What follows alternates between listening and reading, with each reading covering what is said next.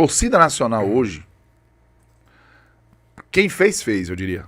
Assim, sabe? Porque, por exemplo, Entendi o Grêmio tá em tudo quanto é lugar. Se você for jogar aqui no oeste da Bahia, por exemplo, que tem de gaúcho, torcedor de Grêmio, de Inter, uma quantidade absurda.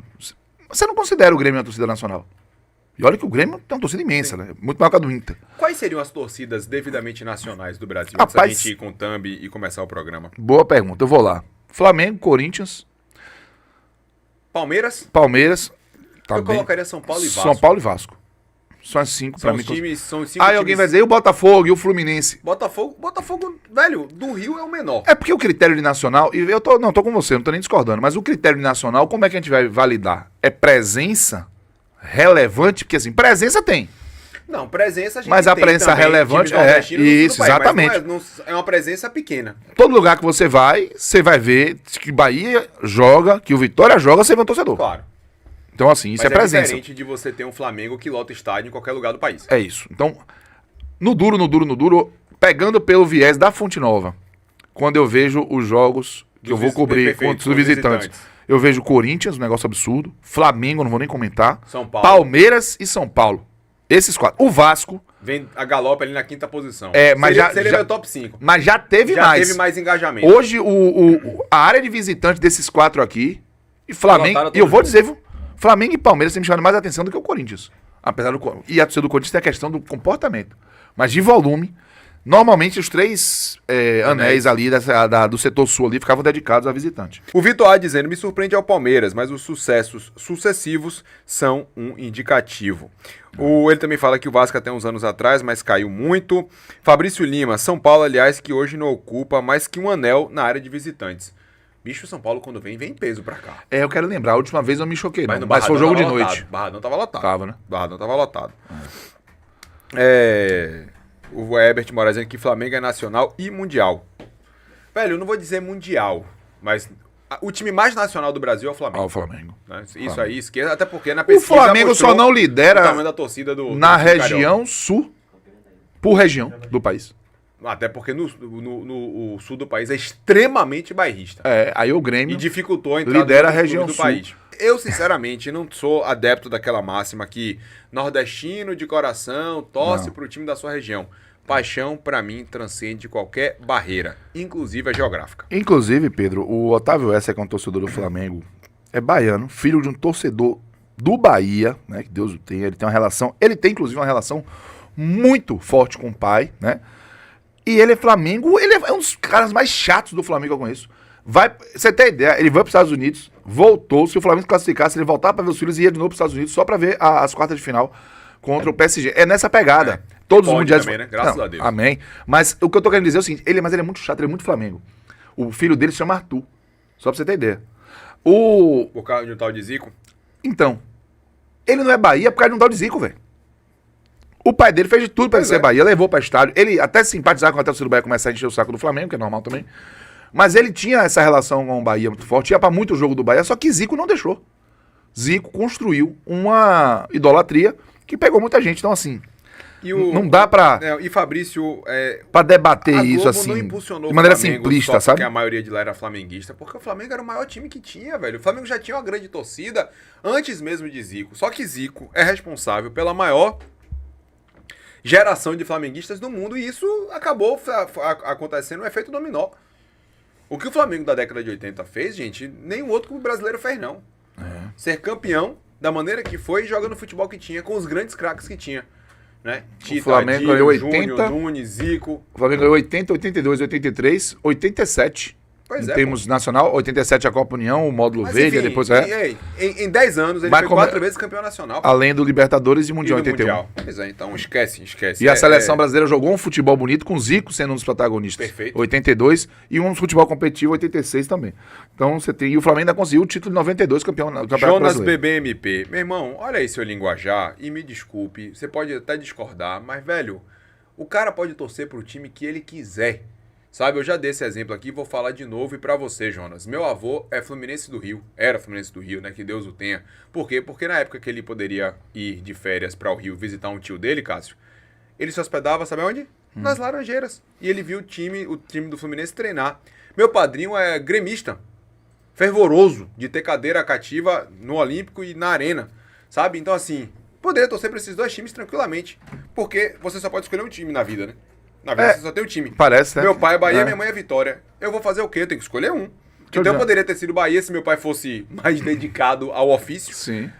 E acabei sendo Vitória pela influência de minha mãe e de meus tios. Você sabe o que eu acho curioso? Então, besteira isso, velho.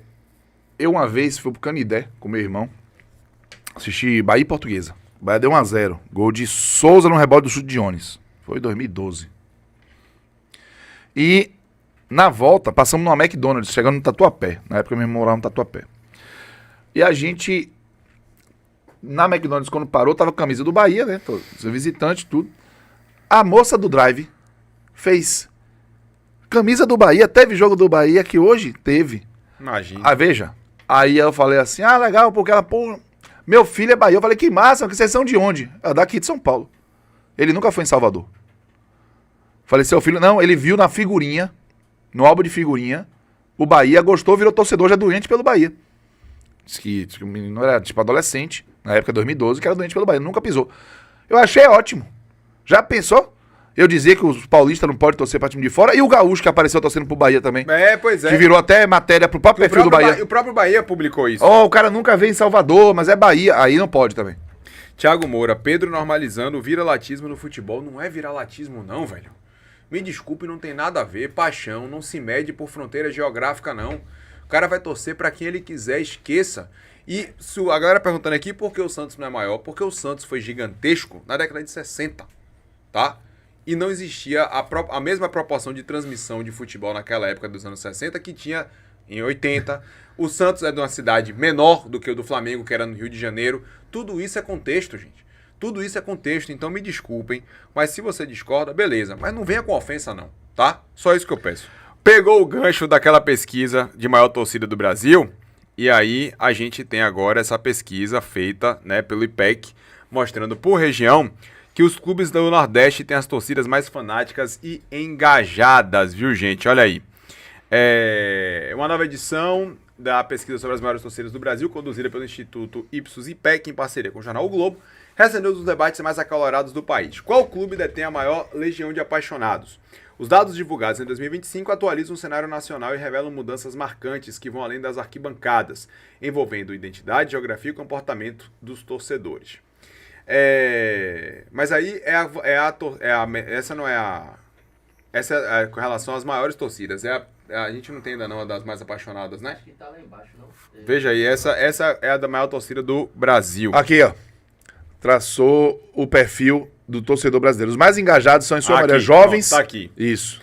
Além dos percentuais por clube, que a gente falou ontem aqui, o levantamento também traçou o perfil do torcedor brasileiro. Os mais engajados são, em sua maioria, jovens entre 25 e 34 anos, moradores das regiões Norte e Nordeste, olha aí, com renda mais baixa e menor escolaridade. Já o público com menor interesse pelo futebol tende a ser composto por mulheres, pessoas com ensino superior completo e maiores rendas. Ou seja, possa ser até que nos estádios, dentro dos estádios, o povão tenha perdido espaço, mas segue sendo aquele mais apaixonado por futebol. Logo, o que é que os clubes deveriam fazer com isso? Focar nesse público também, porque afinal seriam também casos os maiores consumidores. Pelo menos não alijar, né, do processo, não fazer com que esses torcedores se sintam distantes do clube que amam. Até porque essa lógica sempre foi muito colocada. Quem tem mais dinheiro tem acesso a mais oferta de lazer, entretenimento. Sim. O futebol sempre foi um tipo de lazer. Para o povo. Para o povo, você joga bola sem precisar de muito dinheiro, você, na época, podia assistir um jogo de futebol sem pagar muito caro. Sem pagar muito caro. E na TV... Tinha geral, tinha um xarel. Na TV, no rádio, sempre teve transmissão de jogo de futebol também. Então, era muito mais acessível, sempre foi muito mais acessível. Agora com essa coisa de alguns itens, com camisa oficial, é um absurdo. É surreal. Quem tem poder de compra reduzido não vai conseguir ficar comprando camisa do seu clube do coração toda hora. Ingresso, a experiência de ir para um jogo de futebol hoje, numa arena, você prepara o bolso. Se for levar a família, meu irmão, leve o seu carro, a chave pelo menos, pra você deixar lá. Então é uma situação que aconteceu. O futebol ficou uma atividade cara, a indústria está precisando de dinheiro e entendeu também que pode tirar dinheiro do seu torcedor. Mas é claro que isso continua chamando a atenção.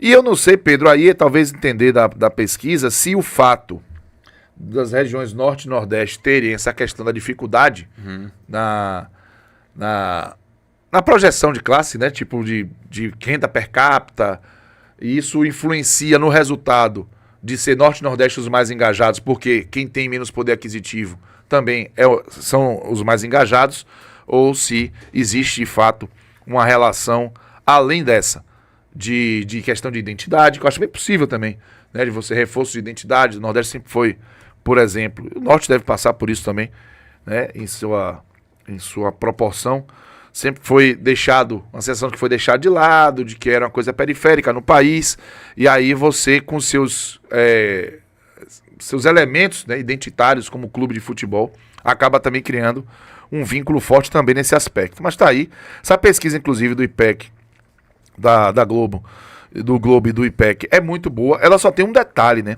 Ela coloca opções, mais de uma opção, né, por resposta. Então você vê ali números de torcedor de eu torço pro Corinthians e pro Sport. Então isso pode provocar uma distorção, né? Mas é uma pesquisa com bons parâmetros também, uma pesquisa que já vem sendo feita há muito tempo e reforça aí, né, essa grandeza, em especial desses 5 clubes, né? A maioria das respostas até cortadas, por exemplo. Agora, olha essa aqui, você vai gostar. O percentual de torcedores que tem a vida afetada com a derrota do seu time. O Vasco lidera com 23%. Tá à frente do Flamengo. 19, Corinthians 18, São Paulo 16, Palmeiras 16. Quem é que mais... Aqui uma outra resposta. Acompanha noticiário em diversas mídias. Isso do Flamengo, quase 50%. Do Corinthians, quase 50%, 48%. São Paulo, Palmeiras e Vasco, ou seja, o nível de engajamento global, grande, e aí as mídias fazem o quê? Adequam o conteúdo para ter essa base de audiência. São os maiores consumidores. Deixam de fazer algo importante para ver o time. A torcida do Vasco, viu? Disparado em relação aos outros. 11. É sério. Assiste aos jogos do seu time no estádio da TV do Corinthians lidera. Então tá aí alguns dados. Essa pesquisa foi publicada. E foi legal aqui também dessa pesquisa, Cássio, um dado que foram perguntados assim, de 0 a 10, o seu grau de fanatismo. No Nordeste, 42% responderam com 9 ou 10. E do outro lado, os da região Sul, onde 44% responderam com notas de 0 a 4.